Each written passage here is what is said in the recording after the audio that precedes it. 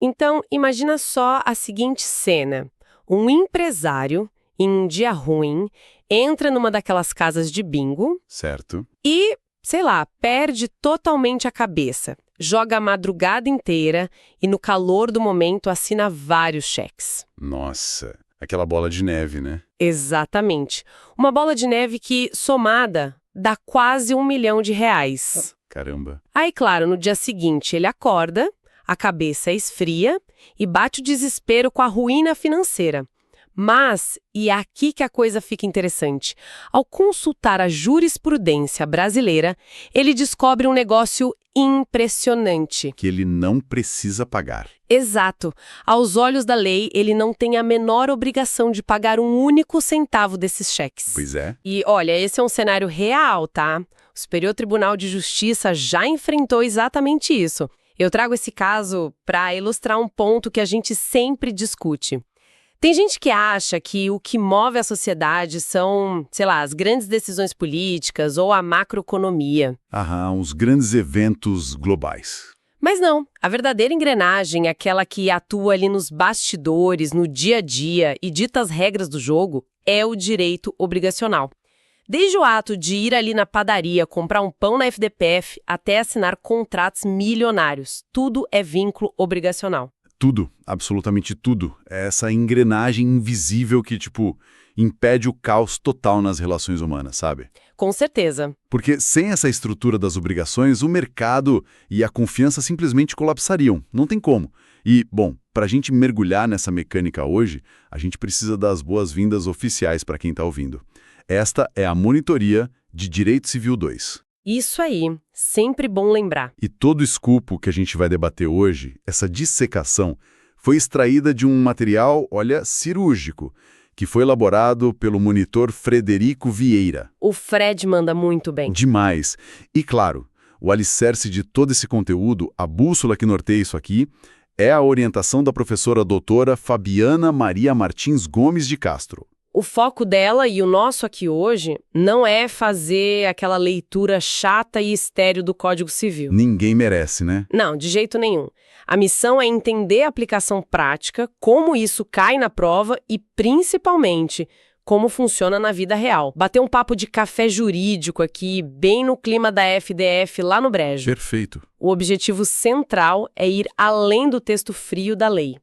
E a doutora Fabiana tem um ponto de atenção muito claro logo no comecinho desse roteiro de aula, que é o quadro geral das obrigações. Ah, o mapa metodológico. Exato. Ela faz questão que o aluno entenda esse mapa antes de pisar no território. E quando a gente olha para essas classificações, é gigante. Tem bastante coisa. Tem divisões quanto ao vínculo, ao objeto, ao modo de execução, ao tempo. Tem também aos elementos acidentais, pluralidade de sujeitos, conteúdo, fim e, claro, as reciprocamente consideradas. É um painel de controle bem complexo.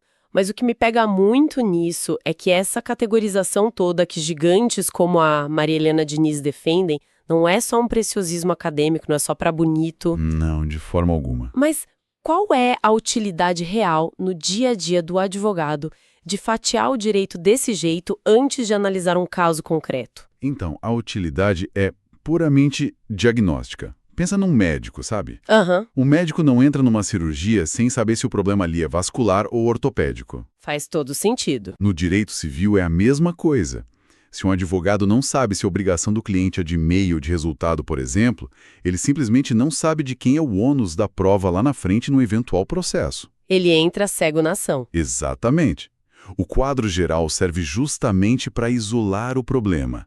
E a primeira grande chave desse painel que a gente precisa focar é a classificação quanto ao vínculo. Vamos desempacotar isso, então. Bora. É ela que mede a força e exigibilidade da relação jurídica. E é aqui que a gente separa basicamente as obrigações em 3 caixinhas: as cíveis, as morais e as naturais. Tá, a obrigação civil é muito fácil de visualizar. É aquele contrato amarrado com cadeado, existe a dívida e existe a força do Estado para ir lá e cobrar, penhorar bens, etc. Isso, a obrigação perfeita. E a obrigação moral é, sei lá, a gorjeta do garçom, né? É um dever de consciência. Se a pessoa não pagar os 10%, o direito simplesmente ignora. Ninguém vai ser processado por isso. Exato. Fica só no campo da equidade mesmo. Mas e a tal da obrigação natural?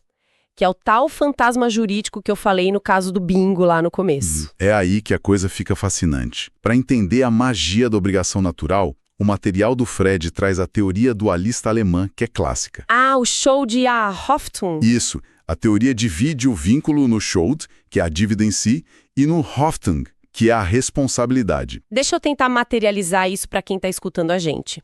Pensa num vínculo jurídico como se fosse um carro, certo? Gostei, manda. O Schuld seria o motor ligado, ou seja, a dívida existe, o dever de prestar o dinheiro tá ali, pulsando, fazendo barulho.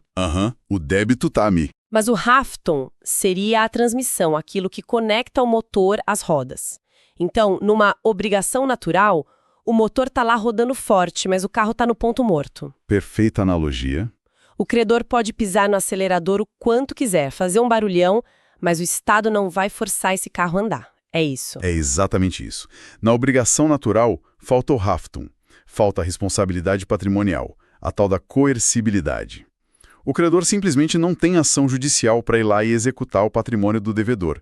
O Estado cruza os braços. Certo, mas se o Estado não cobra, para que ele reconhece essa dívida, então?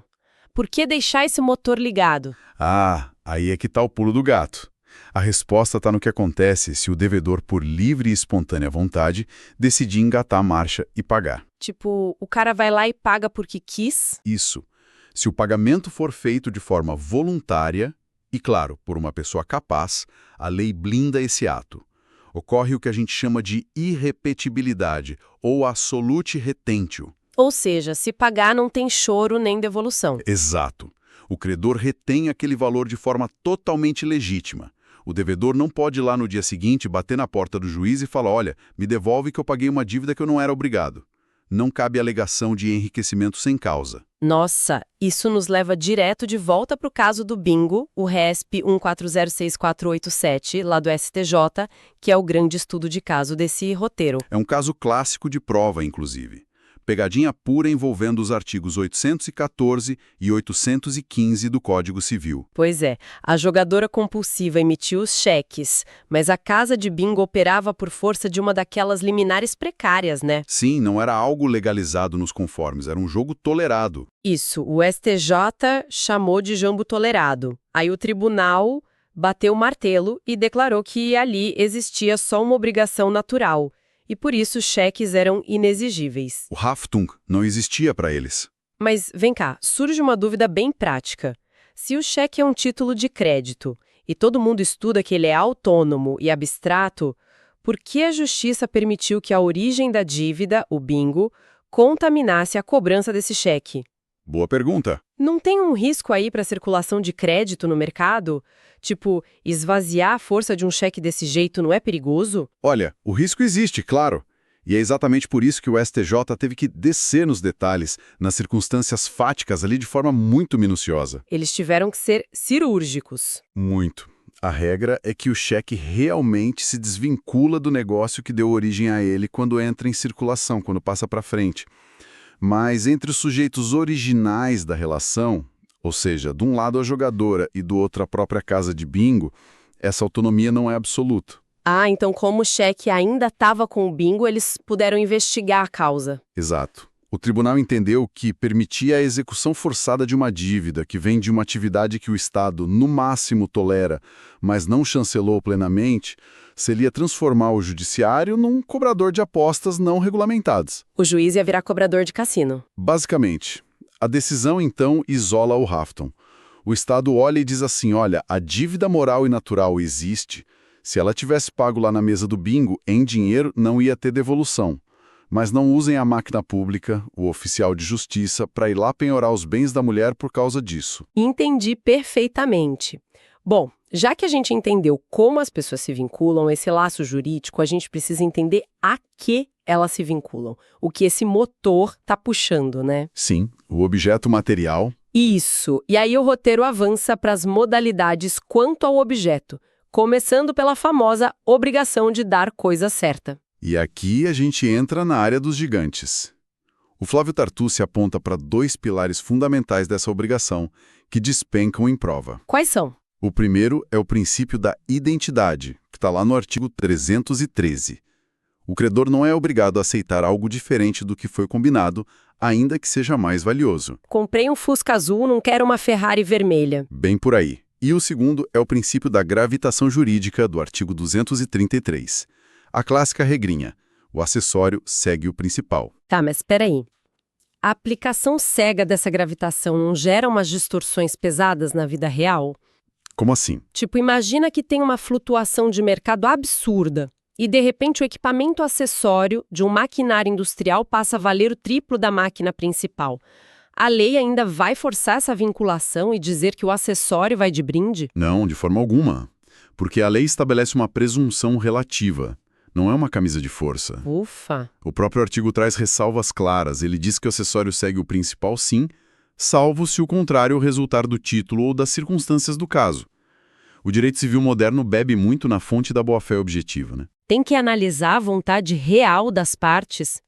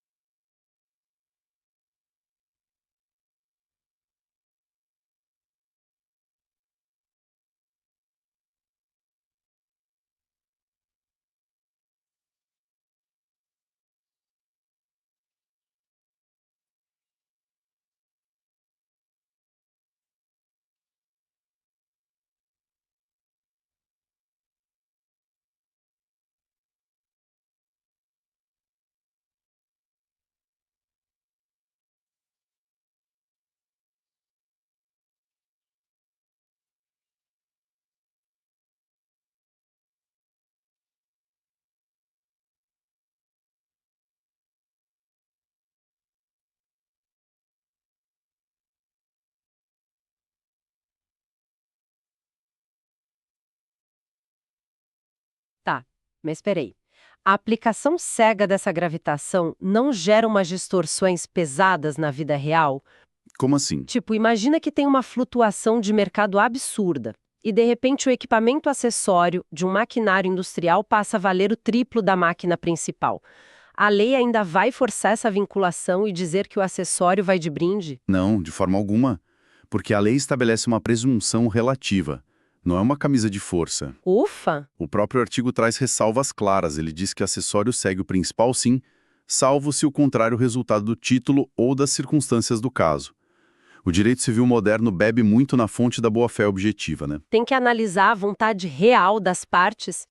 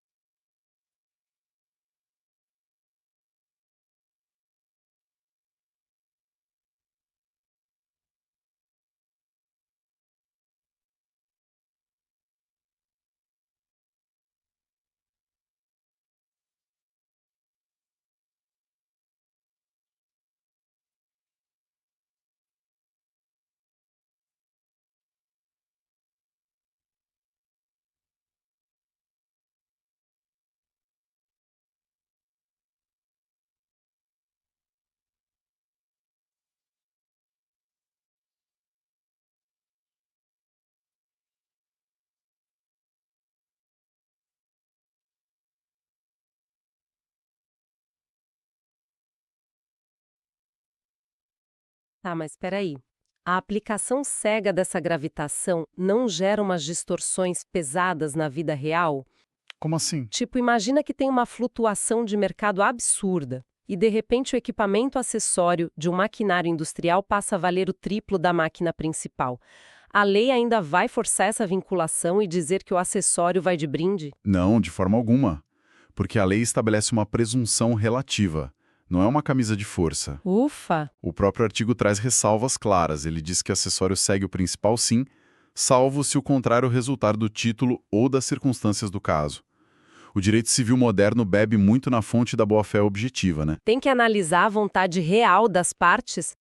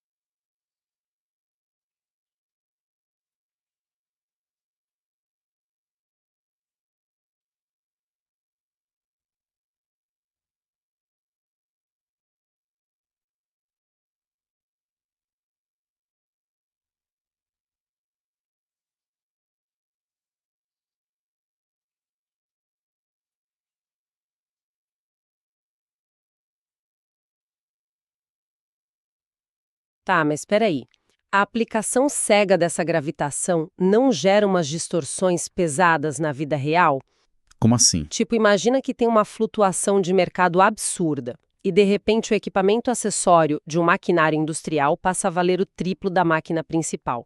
A lei ainda vai forçar essa vinculação e dizer que o acessório vai de brinde? Não, de forma alguma. Porque a lei estabelece uma presunção relativa. Não é uma camisa de força. Ufa! O próprio artigo traz ressalvas claras. Ele diz que o acessório segue o principal sim, salvo se o contrário resultar do título ou das circunstâncias do caso.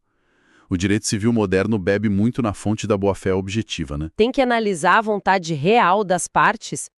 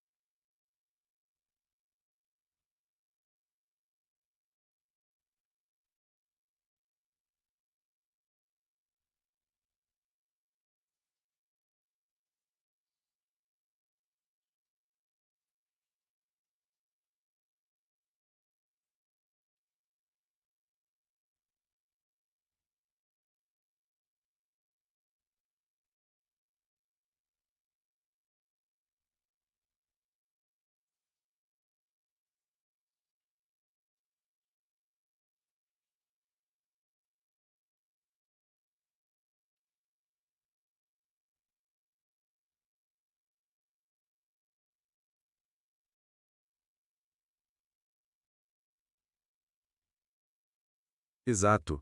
Se a distorção for tão brutal que desnature o negócio, o juiz intervém para evitar o enriquecimento sem causa. Mas a regra geral se mantém por uma questão de eficiência econômica. Imagina ter que negociar cada parafuso de uma máquina separadamente. Ia deixar tudo lento e muito caro. O custo de transação ia para as alturas. Mas olha, a grande dor de cabeça em prova, e até em litígio prático, não costuma ser o acessório. O problema é o risco. Ah, quando a coisa dá errado. Isso. O que acontece quando a coisa certa desaparece ou se quebra inteira antes de ser entregue? Esse é o ponto de atenção máximo da doutora Fabiana. Ela exige as 5 hipóteses de perecimento e deteriorização que estão no roteiro. E qualquer aluno de Civil 2 já tem que saber a diferença básica. Perecimento é a perda total. Sumiu, destruiu.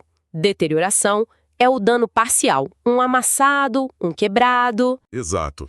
O que a gente precisa desmistificar aqui é a lógica por trás daquela regra de ouro, o res perit domino.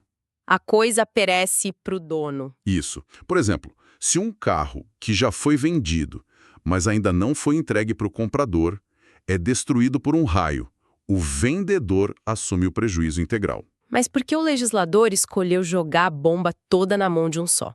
Não seria mais justo, sei lá, dividir o prejuízo desse desastre natural entre quem comprou e quem vendeu, já que o contrato estava assinado? Então, soaria mais bonito e equitativo no plano filosófico, talvez, mas na análise econômica do direito ia ser um desastre. Por quê? A regra res peri domino coloca o risco na mão de quem tem o poder de fato sobre a coisa. Antes da tradição, que é a entrega das chaves, quem está com o carro? O vendedor. É o vendedor. É ele quem decide se o carro vai dormir na garagem protegida ou na rua debaixo da tempestade. Então, a lei aloca o risco em quem está na melhor posição para prevenir o dano, ou, no mínimo, para contratar um seguro, sabe? Ah, faz total sentido. É quem tem o controle da situação. É isso. Se não tem culpa nenhuma do devedor no perecimento, a obrigação simplesmente se resolve. Volta todo mundo para o estado anterior e o vendedor absorve o choque no patrimônio dele. Agora, se tem culpa, a conversa muda de figura. Se o cara estava dirigindo embriagado, bate e destrói o carro que ele já tinha vendido, ele vai responder pelo equivalente financeiro e ainda paga perdas e danos. Sim, a culpa atrai a penalidade. Mas tem um twist nessa dinâmica quando a gente entra na obrigação de restituir, tipo num contrato de aluguel. Ah, verdade. A devolução do que já é do credor. Isso, porque se o imóvel alugado pega fogo por causa de um raio, sem culpa nenhuma do inquilino, o prejuízo financeiro cai no colo do locador. O inquilino sai ileso, a obrigação de devolver a casa se resolve e pronto. É, mas nota que a regra res perit domino continua intacta. É mesmo. Sim, o que muda é quem é o dono. Na restituição, o credor da obrigação já é o proprietário. O inquilino só tem a posse direta temporária. Então, se o raio atinge a casa, o patrimônio que foi atingido foi o do dono, o locador. Sensacional. E aí entra a questão dos frutos e melhoramentos. O material dá uma pincelada de que isso depende muito do estado de espírito do devedor, né? A boa ou má fé. Sim, se o possuidor está de boa fé, ele tem direito aos frutos percebidos. Agora, se ele está de má fé, meu amigo, ele responde por todos os frutos, até aqueles que, por culpa dele, deixaram de ser colhidos. A lei pune a conduta ética torta. Bom, avançando no objeto material, o roteiro tira a gente do conforto de entregar um bem específico, como um Fusca placa preta, e joga a gente no mercado de commodities. As obrigações de dar coisa incerta. Isso, definida só por gênero e quantidade, tipo 100 sacas de soja ou 100 sacas de café. E aí entra o momento que o material chama de mágico, a tal da concentração. Que é quando o devedor vai lá no armazém e escolhe quais sacas específicas ele vai entregar. Exato. E a regra é o meio termo, a qualidade média. Ele não pode dar pior soja, mas também não é obrigado a dar melhor. Certo. Mas o que me fascina é que o grande trunfo do artigo 246 é aquela máxima em latim, o genus nunquam perit. O gênero nunca perece. O devedor não pode alegar caso fortuito. Se caiu um raio e queimou todo o estoque de café do fazendeiro, antes dele separar as sacas do contrato, O problema é 100% dele. Ele que compre outro e entregue o combinado. Não tem choro. Mas por que o direito civil é tão implacável nessa fase antes da concentração? É pela própria natureza de como o mercado funciona. O direito entende que obrigações genéricas são o que faz o comércio em larga escala girar. Aham. Quando um cara compra 100 sacas de café assim, ele não está comprando aquele lote específico do galpão X. Ele está comprando uma cota do mercado global de café. E o mercado global de café não sumiu por causa de um raio numa fazenda. Ah, o café continua existindo no mundo. Exato. Permitir que o devedor usasse a força maior como desculpa antes de individualizar a mercadoria ia destruir a segurança de toda a cadeia de suprimentos. Verdade. Então a lei joga o ônus para ele. Cai um raio no seu galpão? Dá seu jeito. Vai no vizinho, compra sacas a preço de mercado, muitas vezes amargando um prejuízo gigante, mas honra o contrato. Muito bom. E aí, saindo um pouco dessa troca de coisas físicas, a gente sabe que a engrenagem social também exige o suor das pessoas, o trabalho e até o silêncio também é moeda de troca. Chegamos nas obrigações de fazer e não fazer. Exato. E na obrigação de fazer, o apresentador, ou melhor, qualquer um que estuda isso, sabe que a primeira peneira é diferenciar o tipo de trabalho. Fungível e infungível. Isso. O fungível é impessoal, qualquer um pode fazer, o que importa o resultado, pintar um muro, por exemplo. O infungível é aquele intuito persone, personalíssimo. Eu contrato um pintor famoso, específico, a pessoa dele é a essência do negócio. Perfeito. Mas o roteiro traz um alerta vermelho da doutora Fabiana para as provas, que é a súmula 410 do STJ. Alerta máximo, quem está ouvindo anota isso. É sobre cobrar a multa coercitiva, as famosas astrentes, por descumprimento de ordem judicial. A súmula diz que a intimação do devedor tem que ser estritamente pessoal. Não basta publicar no Diário Oficial para o advogado. Isso. Mas qual é a lógica de dar uma proteção tão forte e restritiva assim para o devedor? A lógica está no lado psicológico da coisa, sabe? A astrente, essa multa diária, ela não tem um caráter de indenizar o credor no primeiro momento. O foco dela não é pagar o prejuízo. Tá, e qual é a função dela então? É dobrar a vontade do devedor. É gerar um incômodo financeiro tão absurdo, tão imediato, que o cara prefere cumprir logo a obrigação do que ver a conta bancária dele sangrar R$1.000 por dia. Entendi, é uma pressão psicológica. E para essa coação funcionar, o cara tem que sentir a ameaça de perto. Se a intimação sai no Diário Oficial, cai na mesa do advogado dele e o advogado demora 2 dias para avisar, a multa já correu sem que ele soubesse. Dilui totalmente o impacto. Ah, faz sentido. O STJ entende que essa penalidade é severa demais para começar a contar sem que o oficial de justiça bata lá na porta, olhe no olho do devedor e fale, olha, ou você cumpre isso agora ou a multa começa amanhã de manhã. Tá, isso garante o direito de defesa e é super justo. Mas a gente cai num gargalo óbvio. O tempo do judiciário. Sempre ele. Vamos pensar numa situação extrema de urgência. Imagina que a laje de um prédio comercial está rachando, caindo os pedaços, e o empreiteiro responsável sumiu do mapa. Nossa. Se o síndico for pela via comum, ele tem que processar, pedir tutela, esperar o juiz ler, despachar, o oficial intimar pessoalmente. Poxa, o prédio já desabou faz tempo. O tempo do papel não é o tempo da gravidade. E aí? Vou esperar o juiz? O ordenamento oferece uma saída sensacional que o Gagliani e o Pamplona destacam e que está no parágrafo único do artigo 249. A autotutela civil. Uma inovação brilhante, aliás. O credor, num caso de urgência, não precisa de autorização judicial prévia. Ele mesmo manda consertar com terceiros e depois manda a conta para o devedor. Mas espera aí. Isso não é legalizar a justiça com as próprias mãos? Qualquer um faz o que quer e manda a fatura para o outro? Então, o que separa essa justiça eficiente da barbárie civil total é o pedágio probatório que o credor vai pagar depois. Como assim? A autotutela não é um cheque em branco. A lei é clara, exige urgência manifesta. O credor que decide bancar o herói e agir sem o juiz assume um risco bem alto. Porque ele vai ter que provar tudo lá na frente. Exatamente. Na hora de cobrar a conta, ele tem que demonstrar para o juiz que a laje ia mesmo cair, que não dava tempo de esperar uma liminar e, principalmente, que o valor que ele pagou na obra não foi abusivo. Entendi. Se ele contratar o primo dele, cobrando o triplo do mercado só de raiva... O juiz glosa esse valor na hora e o credor toma prejuízo do excesso.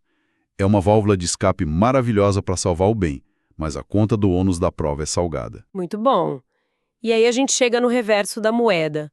Se de um lado a gente tem a ação, o suor, do outro a gente tem a inatividade, a obrigação de não fazer. Que é um limite voluntário que a pessoa impõe à própria liberdade, né? Isso, tipo, me comprometo a não subir o muro acima de 2 metros para não tapar o sal do seu quintal. E o Cristiano Chaves lembra sempre de um ponto vital aqui.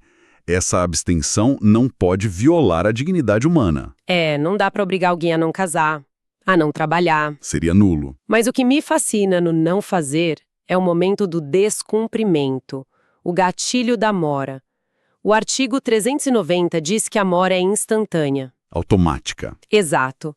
Nas outras dívidas, muitas vezes você tem que notificar o devedor, cobrar ele. Aqui não. A quebra é no mesmo segundo. Por que eliminaram a notificação? Porque é impossível consertar um não fazer. Washington de Barros Monteiro explica isso de um jeito ótimo. Nas obrigações não facendium, a mora se confunde com o próprio inadimplemento absoluto. Não tem meio termo. Não tem. Se a pessoa assinou um acordo de confidencialidade e vaza um segredo da empresa, pronto, o dano está feito na hora do vazamento.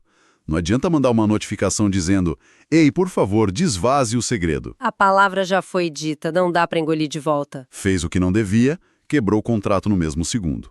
E detalhe, aquela autotutela de urgência que a gente falou também se aplica aqui para desfazer o ato irregular, tá no artigo 251. Se o cara tá subindo o muro proibido no fim de semana, você mesmo vai lá e manda derrubar. Com o mesmo risco de provar a urgência depois, claro. Cara, é um sistema de pesos e contrapesos muito inteligente.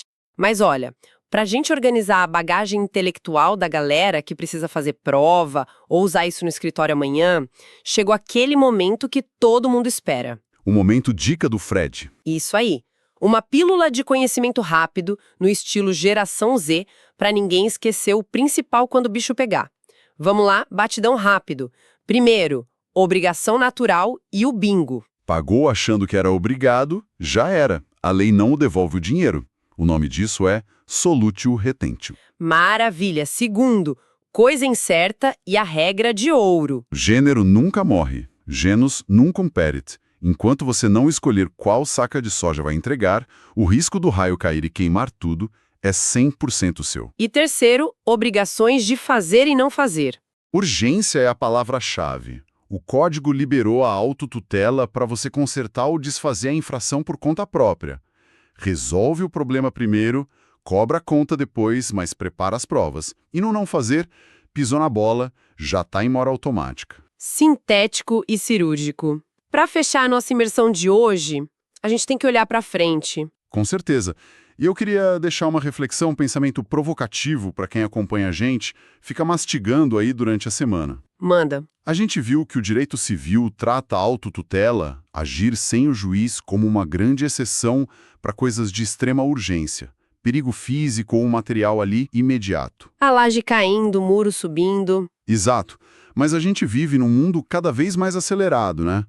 Hoje a gente tem contratos feitos por cliques, smart contracts que rodam em blockchain, danos sistêmicos que acontecem em milissegundos na internet. Tudo numa velocidade que o papel do judiciário não acompanha de jeito nenhum. Então, a grande questão é, será que o futuro do nosso Código Civil vai precisar expandir essas válvulas de justiça privada e autotutela para esse ambiente digital?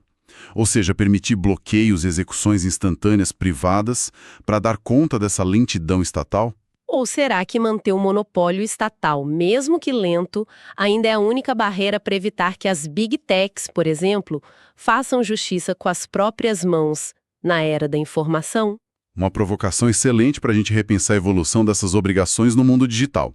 E com essa bomba na cabeça de quem está ouvindo, a gente encerra a nossa conversa de hoje. Nossa xícara de café já esvaziou aqui na FDF. O papo foi bom, mas acabou. Fica o convite para todo mundo continuar devorando os materiais da Monitoria de Direito Civil 2. Muito estudo para todos e a gente se vê no próximo debate. Até lá! Um abraço, pessoal. Até mais!